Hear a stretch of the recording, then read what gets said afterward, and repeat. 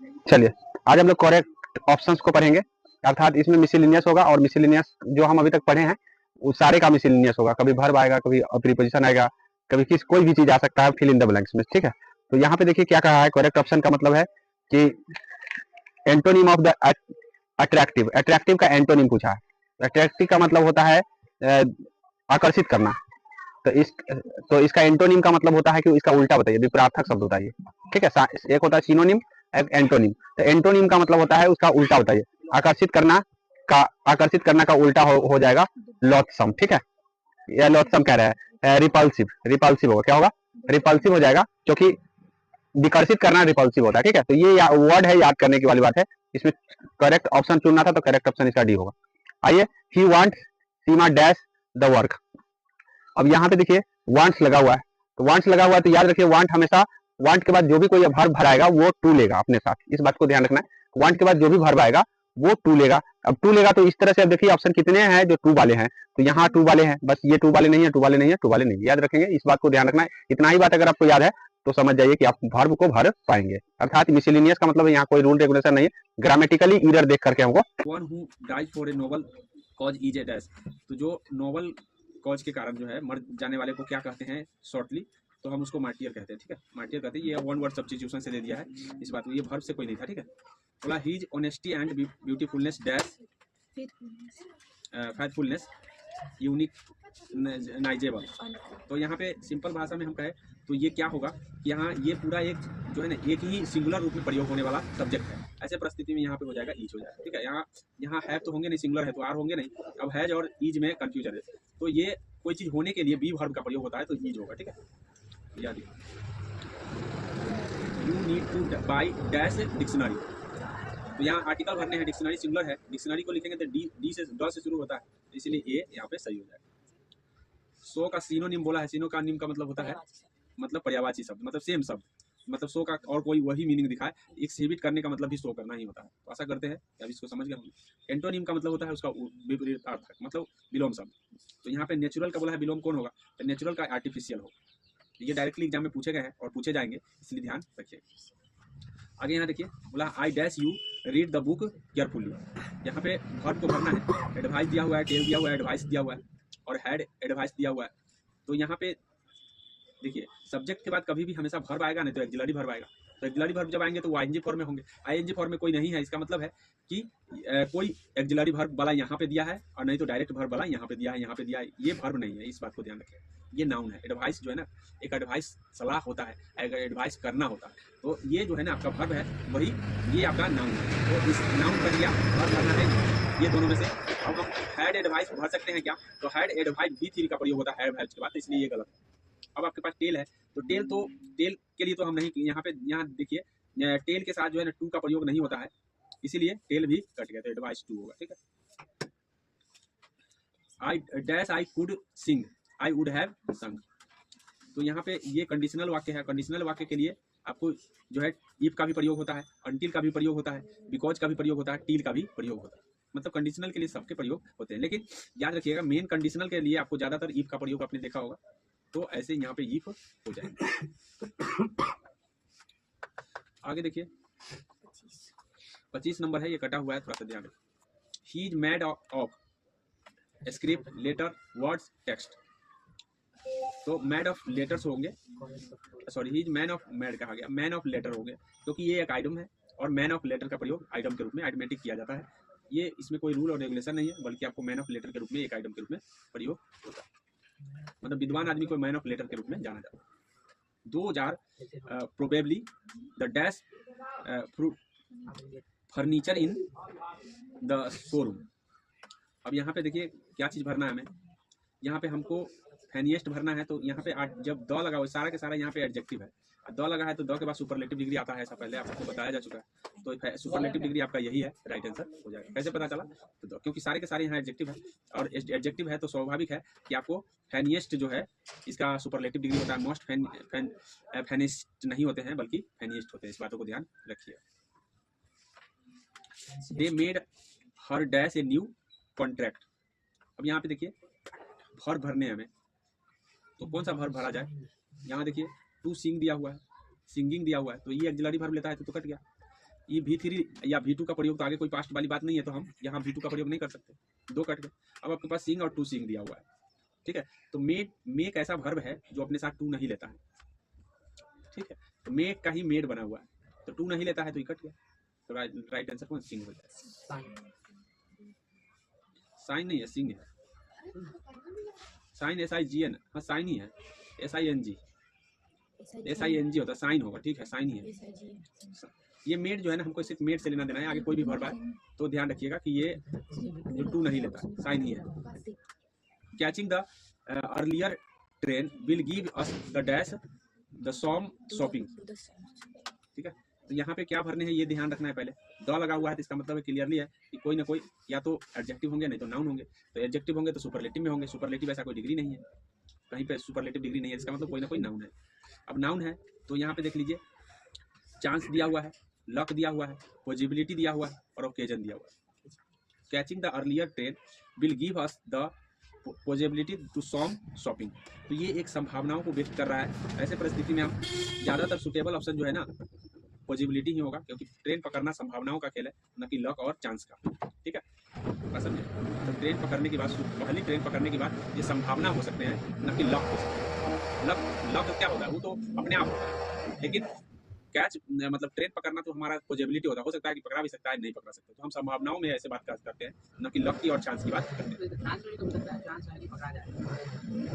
Chance एक मौका होता है, तो मौका में क्या होता है कि आपको यहाँ देखिए, मौका में क्या होता है कि आप ऑप्शन होते हैं कि भाई ये कर लीजिए नहीं तो ये कर लीजिए, ठीक है। लेकिन होता क्या है, ट्रेन अर्लियर शुरुआती जो ट्रेन पकड़ना है वो संभावना है, उसको हम ट्रेन से संबंधित जो भी चीज पकड़ने हैं वो एक संभावित तिथि होती है या संभावना होती है कि ट्रेन आ जाए समय से, नहीं भी आ सकता है क्योंकि ट्रेन है, बीच में खराब हो जाएगा तो ठीक नहीं। हाँ बस वही रहता है, इसीलिए यहाँ पॉसिबिलिटी बस सब ज्यादा सही है, चांस से भी ज्यादा पॉसिबिलिटी। अब यहाँ देखिए मॉडल भरने हैं, तो मॉडल बोला है you dash give up smoking, तुम्हें छोड़ देना चाहिए क्या, तो हम जोरदार सलाह के लिए मस्ट का प्रयोग करते हैं, तुमको स्मोकिंग छोड़ देना चाहिए, जोरदार सलाह देंगे तो मस्ट का प्रयोग करते हैं। ही dash a thief last night, अब यहाँ हैव बीन लिखा है, सीइंग लिखा हुआ है, सो लिखा हुआ है और सीन लिखा हुआ है, तो देखिए हैव बीन वही लगता है जहां आगे V4 लगा हो, है नहीं आगे V4 कट गया। सीइंग शब्द का प्रयोग नहीं होता है, कभी भी सी शब्द का प्रयोग होगा, सीइंग का प्रयोग कभी ING फॉर्म में नहीं होता, इस बात को ध्यान रखें, इस शब्द का प्रयोग कभी ING फॉर्म में नहीं होता, मतलब V4 में नहीं होता, तो दोनों कट गए। अब आपके पास सीन लगा हुआ है, सो लगा हुआ है, सीन का प्रयोग हैव हैज के बाद ही होता, जनरली इसमें कहीं हैव हैज है नहीं, तो हम क्या सो लगा देंगे, क्या लगा रहे हैं सो, ये भी गलत है। आइए अगला समझिए, I would have bought a new car for her but it dash too expensive, यहाँ पे देख लीजिए कि कौन सा भरना है। सबसे पहले यहाँ इट आया हुआ है, तो इट के लिए तो सिंगुलर ही प्रयोग होगा, अब सिंगुलर होगा तो आर होगा नहीं, बेयर होगा नहीं, कट गया। अब आपके पास कैन और वाच, तो कैन का प्रयोग देखिए, कैन का प्रयोग हम क्षमता बताने के लिए करते हैं, ठीक है। तो यहाँ पे कोई ना कोई एक्सिलरी वर्ब चाहिए, अब एक्सिलरी वर्ब मोडल वर्ब की जरूरत नहीं है, ठीक है, तो मोडल वर्ब की जरूरत नहीं है तो मॉडल कट गया, तो आपके पास एक्सिलरी वर्ब वाज आ गया। और जनरली एक चीज और भी हम जान सकते हैं, यहाँ वुड लिखा हुआ तो पास्ट है, ठीक है, तो पास्ट है तो पास्ट के लिए हमको कैन का प्रयोग नहीं करना है, वाज का प्रयोग करना है, ठीक है। Keep quiet we dash to radio, अब यहाँ पे कहीं शांति बना के रखो, हम क्या कर रहे हैं, हम रेडियो सुन रहे हैं, ठीक है, तो सुन रहे हैं ऐसे शब्द में बी के साथ बी डैश बी लिसन तो हम बोल नहीं सकते हैं, सुनते हैं नहीं, सुन रहे हैं, मतलब बात कंटिन्यूअस फॉर्म में जा रहा है, तो कंटिन्यूअस वाले ऑप्शन देखना है, एक ही है, मतलब शांति बना के रखो, हम क्या कर रहे हैं, रेडियो सुन रहे हैं, तो सुन रहे हैं तो ING फॉर्मेट में होना चाहिए, हाँ।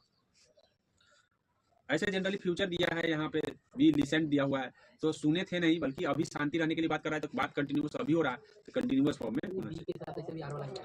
आई थैंक यू डैश, ठीक है।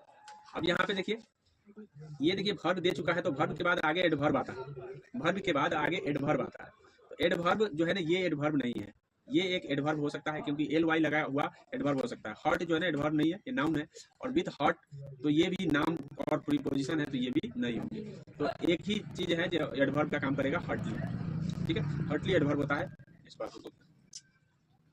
He is dash two by A flat, अब यहाँ पे गॉन दिया हुआ है, वेंट दिया हुआ है, गोइंग दिया हुआ है, गो दिया हुआ है। अब यहाँ एक्सिलरी वर्ब आया तो इसका मतलब आईएनजी फॉर्मेट में होंगे ना, तो V3 फॉर्मेट में होंगे, पैसिव में होंगे तभी ना V3, तो पैसिव तो यहाँ बात चल नहीं रही है, तो स्वाभाविक है आईएनजी फॉर्मेट वाले होंगे। क्या ये आईएनजी में है? नहीं। क्या ये आईएनजी में है? नहीं। क्या ये है? नहीं, ये है। डैश यू वर्क केयरफुली, अब यहाँ पे देखिए डू यू केयरफुली होगा, was you carefully, have you carefully, be, तो याद रखिए वाज के साथ यू लगता नहीं है। हाँ, वाज कभी भी वेयर लेता है यू, इसीलिए वाज कट गया। बी शब्द का यूज बी से हम शुरुआत करते नहीं है सेंटेंस को। अब हैव और डू आ गया है, बोला हैव यू वर्क केयरफुली, ठीक है, या डू यू वर्क केयरफुली, तो डू यू सही एक्सिलरी वर्ब है, हैव गलत है, ठीक है। बोला the farmer dash the field, अब यहाँ पे प्लाउइंग दिया हुआ है, ठीक है, प्लाउइंग, उसके बाद है कौन सा है, ये हमको ध्यान रखना है कि यहाँ पे हमको भरना क्या है, तो हमको भरना है वर्ब। अब वर्ब भरना है तो यहाँ देख लीजिए कि एक्सिलरी वर्ब होता तभी हम आईएनजी वाला देते, एक्सिलरी वर्ब है नहीं। अच्छा, बिल, थोड़ा देर के लिए बिल प्लॉइंग हम लिख सकते थे, लेकिन बिल प्लॉइंग हम नहीं लिखेंगे क्योंकि आगे फ्यूचर वाली कोई बात है नहीं, तो हम प्रेजेंट की मान्यता देते हैं। प्रेजेंट की मान्यता देने के बाद फार्मर सिंगुलर है तो सिंगुलर वर्ब का प्रयोग करेंगे, तो सिंगुलर वर्ब वही होता है जिसमें एस लगा है, ठीक है, ये पुल्डर है। There weren't dash apples on the table, ठीक है। अब एप्पल्स जो है यहाँ ये पुल्डर है, और पुल्डर के लिए हम कभी भी याद रखिएगा मच शब्द का जो प्रयोग होता है ये होता है अनकंटेबल के लिए। ये पुल्डर है तो स्वाभाविक कंटेबल है तो मच लगेगा नहीं। लेसर का भी प्रयोग अनकंटेबल के लिए होता है, इसलिए दोनों कट गए। अब यहाँ पे लिखिए मेनी लिखा है, यहाँ सॉम लिखा है, दोनों का प्रयोग कंटेबल और इसका प्रयोग कंटेबल अनकंटेबल दोनों में होता है, लेकिन इसका सिर्फ कंटेबल में होता है।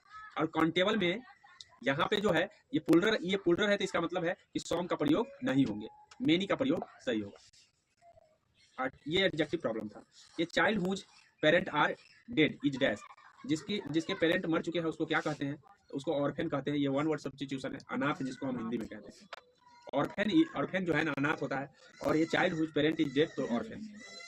आई एम डैश इंग्लिश, यहाँ पे लर्निंग इंग्लिश दिया हुआ है तो एक्सिलरी वर्ब है तो स्वाभाविक है कि आप B4 वाले ढूंढेंगे, ठीक है। B4 वाले कितने ऑप्शन है? एक ही ऑप्शन है, आप लगा देंगे, ठीक है, क्योंकि आपको पता है कि आई एम के बाद जो है ना कोई भी एक्सिलरी वर्ब के बाद जो है आईएनजी फॉर्मेट में होंगे। तो थोड़ी बातें हैं जो हमको ध्यान रखना चाहिए जिससे हम कर पाएंगे। बोला ही सो, मतलब ये इसने देखा ग्रेट डैश, अब यहाँ पे है पेशेंस लिखा हुआ है, पेटेंट लिखा हुआ है, पेटियंट लिखा हुआ है, पेटेंट लिखा हुआ है या पेटियंस लिखा हुआ है, तो ये ऐसे वर्ड है जो वर्ड प्रॉब्लम के लेकर के दिया हुआ है। उसने दिखाया, क्या दिखाया? पेशेंस दिखाया। पेशेंस का मतलब धैर्य होता है, उसने अपना धैर्य दिखाया, ये चीज हम बोल रहे हैं। ऐसे परिस्थिति में धैर्य के लिए जो आपका होगा वो ये होगा, ठीक है। ग्रेट पेशेंस का मतलब होता है बहुत बड़ा धैर्य, तो पेशेंस जो है यही शब्द है।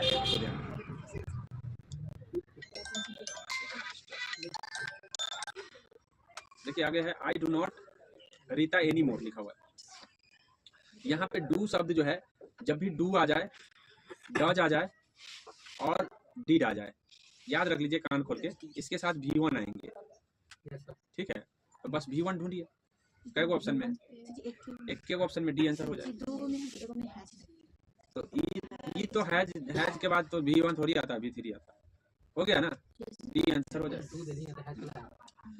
बोला है Meera dash off the light and went to, ठीक है, वेंट टू स्लीप।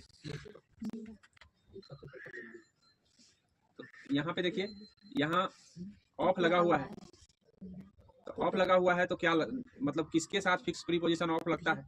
तो टर्न के साथ ही फिक्स प्रीपोजिशन लगता है, क्लियर है। तो सब में टर्न लगा हुआ है, ठीक है। लेकिन याद रखिएगा कि वर्ब जो है यहाँ आगे जो है बेंट लगा हुआ है, तो बेंट लगा है, V2 लगा है, इसका मतलब पास्ट वाले ही ढूंढना है हमको। तो ये पास्ट वाले नहीं है, ये भी पास्ट वाले नहीं है, और ये भी पास्ट वाले तो नहीं मिल गया, आसानी से मिल गया। हाँ, ऐसे ही दिमाग लगाना है बस।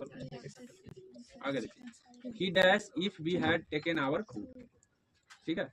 तो यहाँ पे देखिए ये टेकन शब्द हमको बताता है, टेकन बताता है पास्ट, पास्ट वाले ढूंढिए, नहीं है पास्ट, नहीं है पास्ट, ये पास्ट है, ये भी पास्ट है। अब ये दोनों में से क्या भरेंगे? हैड आस्क भरेंगे या आस्क्ड भरेंगे। तो कभी भी हैड के साथ V3 लगता है, इसलिए ये गलत है। ये तो V1 दे दिया हैड के साथ, ये सामने में टेकन दिया है, ना ही टेकन दिया है उससे मतलब नहीं है हमको, मतलब यहाँ पे अगर हम हैड आस्क्ड बोलेंगे तो कभी भी याद रखिएगा कि ये हैड आस्क्ड नहीं आस्क्ड होता है, तो इसके आधार पर भी तो ये गलत लिखा हुआ है, तो इसीलिए आपका कौन हो जाएगा, ये हो जाएगा। You dash not go to attend the meeting. अब यहाँ पे है कैन क्षमता बताने के लिए होता है, नीड का मतलब जरूरत के लिए होता है, मे का प्रयोग संभावना के लिए होता है, वुड का प्रयोग प्रयोजन के लिए होता है।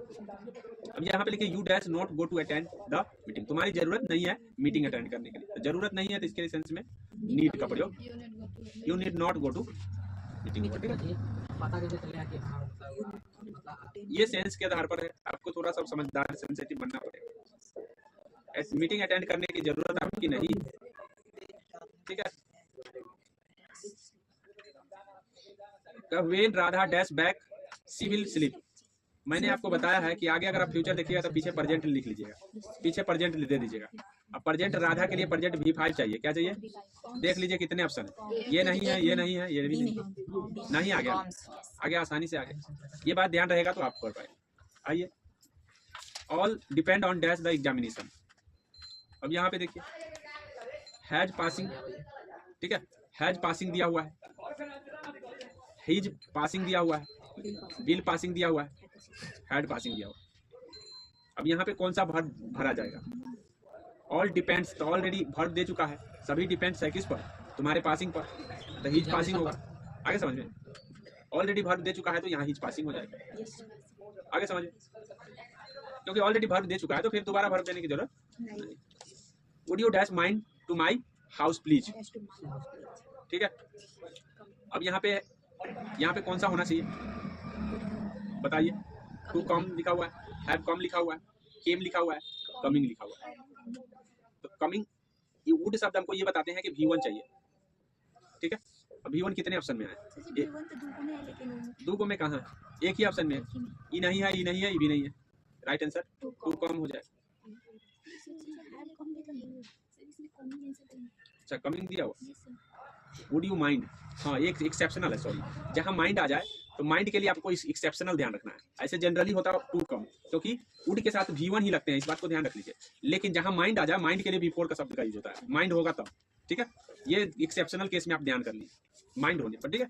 तो माइंड लिखा हुआ है, इसके लेकर के माइंड कमिंग हो जाएगा, राइट आंसर इसका यही होगा, डी, कौन होगा, डी, आगे समझ में।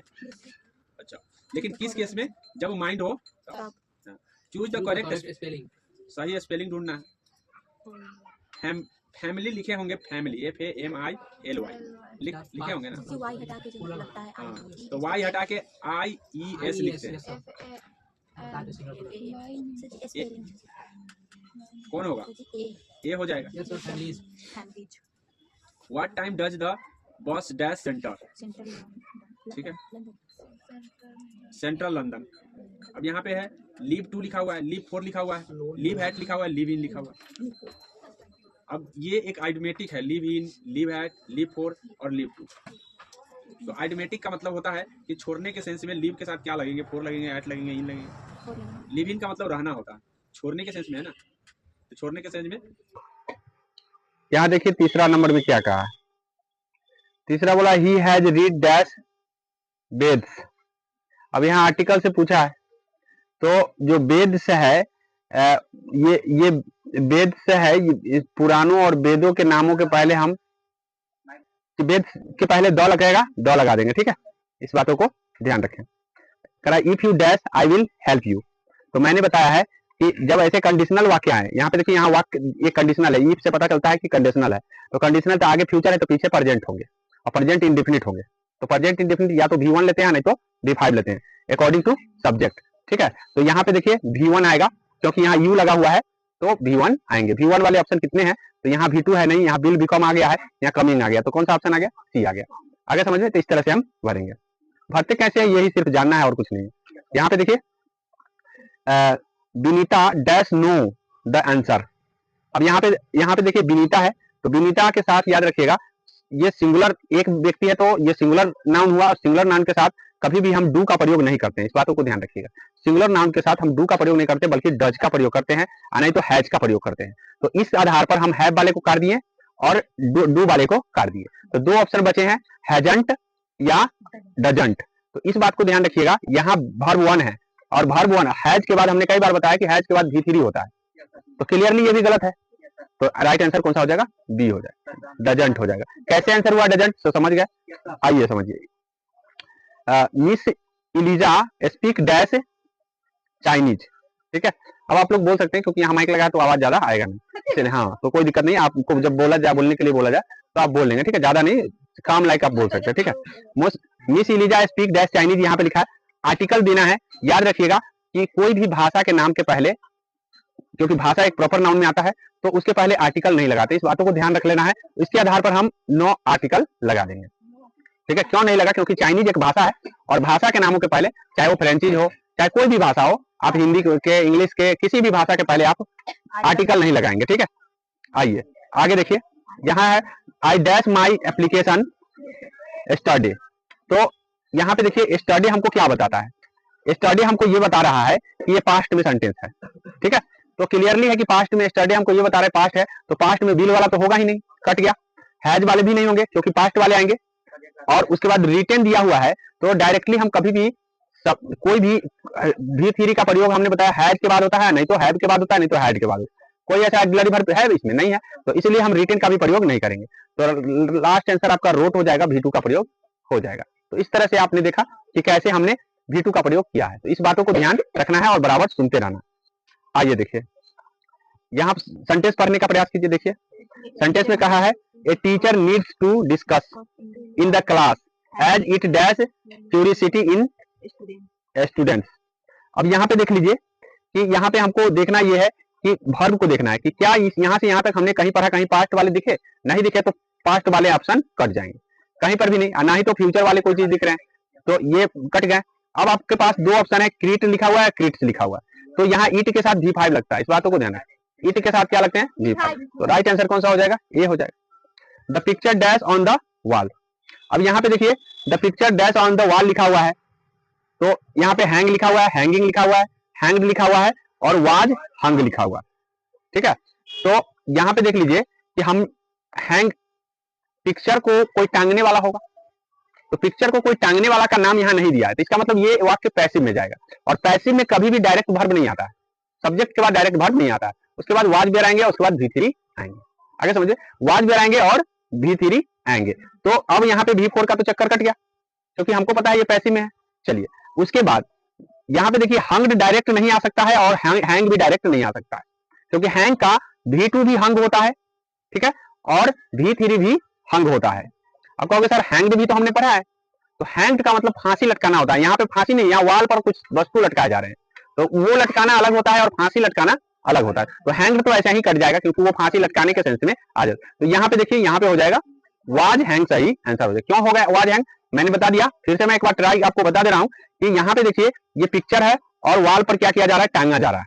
ये चीज हमको पूरा लाइन से हमको स्पष्ट हो रहा है। अब टांगने के सेंस में हैंग्ड का प्रयोग नहीं करते क्योंकि फांसी लटकाने के सेंस में होता है। अब यहाँ देखिए हैंगिंग का प्रयोग नहीं करेंगे क्योंकि इसके बाद एक्सिलरी, कोई एक्सिलरी वर्ब नहीं प्रयोग किया गया। हमको पता है कि एक्सिलरी वर्ब के बाद ही V4 का प्रयोग करते हैं, यानी तो बीन के बाद V4 का प्रयोग करते हैं, तो ऐसा कुछ है नहीं, इसीलिए वो कट गया। अब आपके पास हैंग लिखा हुआ है, वाज हंग लिखा हुआ है, तो कभी भी पैसिव फॉर्म जो है V3 लेते हैं, तो V3 वाला यही ऑप्शन। आगे समझिए, why dash you come to the party study. अब यहाँ पे देखिए स्टडी शब्द आ गया। मैंने इससे पहले आपको बताया था कि स्टडी जब आएगा तो पास्ट लेगा। अब पास्ट में हैव तो कभी प्रयोग नहीं होते हैं, ठीक है, पास्ट कभी भी हैव नहीं प्रयोग होते हैं। अब डिड का प्रयोग पास्ट में होता है, शुड का प्रयोग भी नहीं होंगे, वुड का प्रयोग होता है पास्ट में। शुड और वुड पास्ट में थोड़ा देर के लिए हम कर लेते हैं, लेकिन यहाँ पे क्या कहा है, क्या ये सलाह वाला वाक्य है? ये तो क्वेश्चन है, और क्वेश्चन है तो ऐसी परिस्थिति में डिड का प्रयोग, डिडंट का ही प्रयोग करेंगे। डिडंट का प्रयोग करें क्योंकि क्वेश्चन वाक्य है, वाई शब्द का यूज हुआ है, डिडंट होगा, ठीक है। अब यहाँ पे देखिए he has dash the prize. मैंने बोला हैव हैज के बाद V3 आता है, हैव हैज के बाद क्या आते हैं? V3। अब V3 कितने ऑप्शन में है ये देखना है। विन्स जो है V5 है, विन जो है ना V1 है, और बिल विन तो खैर V1 आ गया तो ये भी गलत हो गया। तो राइट आंसर कौन सा हो जाएगा? ऑन, ठीक है। इस तरह से ध्यान रखना है, ठीक है, नहीं ध्यान रखोगे तो कभी सही नहीं हो सकता। अब यहाँ देखो, I can not give you money dash I have a none. अब यहाँ पे देखिए कि क्या हो सकता है? फोर हो सकता है। किस हम प्रीपोजिशन का प्रयोग यहाँ पे कर सकते हैं, ठीक है। आई can not give you money, मैं तुम्हें पैसे नहीं दे सकता हूं क्योंकि आई हैव नन मेरे पास नहीं है, ठीक है। फॉर आई हैव नन, मुझे देने के लिए कुछ नहीं है, ये चीज कह रहा है, मुझे देने के लिए कुछ नहीं है। तो के लिए के सेंस में फोर का प्रयोग होता है, याद रखेंगे, के लिए के नहीं। बिकॉज शब्द, हाँ बिकॉज होता तो बिकॉज का भी प्रयोग हम यहाँ कर सकते थे, क्योंकि मेरे पास है ही नहीं, ठीक है। तो बिकॉज शब्द का भी प्रयोग कर सकते हैं, लेकिन देने के लिए कुछ नहीं है, ये भी बात हम कभी कभी बोल देते हैं, क्योंकि मैं पैसे नहीं दूंगा क्योंकि मुझे देने के लिए कुछ है नहीं। तो ये ऐसे के लिए के सेंस में फोर का प्रयोग करते हैं। Is there dash money in your packet. अब यहाँ पे देखिए बोला है कि much money, more money, any money और मेनी मनी, ठीक है। अब यहाँ पे देख लीजिए, मनी जो है एक प्रकार का पैसा है, ठीक है। और करेंसी के रूप में हम इसको थोड़ा सा काउंट कर सकते हैं, लेकिन ऐसे ये एक अनकाउंटेबल नाउन है। मनी जो है ना, वेल्थ के रूप में अगर हम प्रयोग करें तो अनकाउंटेबल है, लेकिन करेंसी के रूप में अगर प्रयोग करें तो पैकेट में हम कभी भी करेंसी को रखेंगे, वेल्थ को नहीं रखते हैं। वेल्थ का मतलब होता है धन, धन जो हमारे पास प्रॉपर्टी है वो मनी है, ठीक है, दैट इज मनी। और मनी एक अनकाउंटेबल नाउन है, लेकिन यहाँ पे ये पॉकेट की बात जैसे ही कर दिया, इसका मतलब वो करेंसी की बात किया है, और करेंसी काउंटेबल है, क्योंकि करेंसी को हम काउंट कर सकते हैं, ठीक है। तो इस तरह से आप ध्यान रखिए कि अनकाउंटेबल के लिए हम मच का प्रयोग करते हैं, मोर का प्रयोग तो हम कर ही नहीं सकते हैं, ठीक है। और यहाँ पे एनी और मेनी, क्यों? क्योंकि मोर जो है अनेकों के लिए किया जाता है, तो यहाँ सिंगुलर है, तो सिंगुलर के लिए एनी शब्द का प्रयोग होगा। मच और एनी का प्रयोग यहाँ हो सकता था, लेकिन अनकाउंटेबल के लिए करते तो मच होता, काउंटेबल के लिए करे तो एनी होगा, ठीक है। तो काउंटेबल के लिए यहाँ किया गया है एनी शब्द सही है। He lives in a dash to house। अब यहाँ पे देखिए क्या भरा जा सकता है, तो यहाँ पे स्टोरी लिखा हुआ है, बिल्डिंग लिखा हुआ है, स्टोरेज लिखा हुआ है और ब्लॉक लिखा हुआ है। तो कौन सुटेबल ऑप्शन है, ये चीज हमको बोला है। He lives, वह रहता है इन ए टू स्टोर्ड हाउस में, टू बिल्डिंग में और टू स्टोरी में। स्टोरी में तो कोई नहीं ना रहेगा जी, स्टोरी में थोड़ी रहेगा, ठीक है। अब बिल्डिंग यहाँ पे लिखा हुआ है, तो बिल्डिंग का मतलब है कोई व्यक्ति एक ही बिल्डिंग में रहेगा, टू बिल्डिंग में नहीं रहेंगे, तो ये गलत हो गए। अब यहाँ पे ब्लॉक, टू ब्लॉक में भी नहीं रहेंगे। स्ट्रोइड का मतलब होता है कि एक स्ट्रोइड एक घर का नाम होता है, इसलिए स्ट्रोइड होगा, ठीक है। एक प्रकार का घर है जिसके कारण यहाँ पे स्ट्रोइड होगा, बल्कि स्टोरी नहीं होगा। अब है जोहन और Mary dash gone to Kolkata. अब यहाँ पे देख लीजिए कि कौन से एक्सिलरी वर्ब होगा, तो यहाँ पे आप 100% है कि यहाँ और को देख करके कंफ्यूज कर सकते हैं। याद रखिएगा, और जब आ जाए तो दो नाम सिंगुलर ही होते हैं। अब सिंगुलर के आधार पर आप छांटिए, तो क्या ये सिंगुलर में प्रयोग होते हैं? नहीं। क्या ये सिंगुलर में प्रयोग होते हैं? नहीं। क्या ये होते हैं? हाँ, ये होते हैं, हाँ। अब किसको भरे, तो इसमें हम आपको कई बार बता चुके हैं। अगर अभी भी आपको इन दोनों में कंफ्यूजन है, तो इसका मतलब मेरी बात को आप सुनने में असमर्थ है। मैंने बोला कि यहाँ गॉन है, V3 है, तो है जाएगा सर, है जाएगा, क्या आएगा? है। अभी भी चुनने में यहाँ पे आप अगर आप सुन पाए होंगे कि हाँ V3 इसके बाद लगता है हैव, हैज, हैड के बाद, कई बार बता चुके हैं, तो राइट आंसर बी हो जाएगा, ठीक है।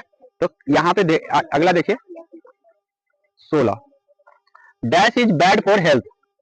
Dash is bad for health मतलब हेल्थ के लिए क्या बैड है? स्मोक करना, टू स्मोकिंग, स्मोक्ड या स्मोकिंग, ठीक है। तो याद रखिएगा, जब हम टू लगाते हैं तो सीधे स्मोक लिखते हैं, स्मोकिंग नहीं लिखते हैं। जब टू लगाते हैं तो टू के बाद सीधा V1 आता है, ठीक है। तो इसीलिए ये गलत हो गया ऑप्शन। और कभी भी सेंटेंस जब शुरू होंगे तो या तो टू स्मोक से शुरू होगा, नहीं तो स्मोकिंग से शुरू होगा। दोनों शब्द एक ही सेंटेंस देते हैं, यानी टू स्मोक लिखिए और नहीं तो स्मोकिंग लिखिए, ठीक है। तो हाँ, तो स्मोक तो होगा ही नहीं। अब आपके पास स्मोकिंग है और टू स्मोक नहीं है, तो इसका मतलब है ये भी गलत हो गया, ठीक है। तो इस तरह से राइट आंसर कौन सा हो जाएगा? Smoking. Smoking is bad for health, ठीक है। जैसे walking is good for health, वैसे ही बोलते हैं जैसे कि smoking is bad for health. आगे तो कभी कभी याद रखिए, एग्जाम में आपको स्मोकिंग ना पूछ करके वॉकिंग पूछ सकता है, या टू वॉक भी लिखा जा सकता है। इस बातों को ध्यान रखें, ठीक है, क्योंकि ये जो चैप्टर हम बता रहे हैं ये आपको मिसलेनियस है, हर चीज है, और एग्जाम में ऐसे ही मिसलेनियस आएगा, याद रखिएगा। इसीलिए इन चैप्टर को जिनको कंफर्म हो गया, समझ लीजिए कि यहाँ से आपके 4-5 नंबर पैक हो चुका है, ठीक है।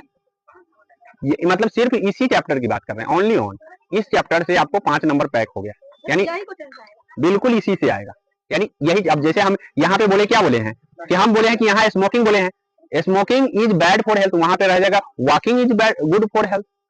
घुमाने का मतलब इतना ही घुमाएगा, आएगा समझ में, बहुत बड़ा चीज नहीं घुमाएगा। तो रूल्स तो रेगुलेशन वही में रहेंगे कि सर बोले हैं कि वॉकिंग आएगा, क्या आएगा? जैसे स्मोकिंग आएगा तो वहां वॉकिंग आएगा, ठीक है। या टू वॉक आ सकता है, क्या आ सकता है?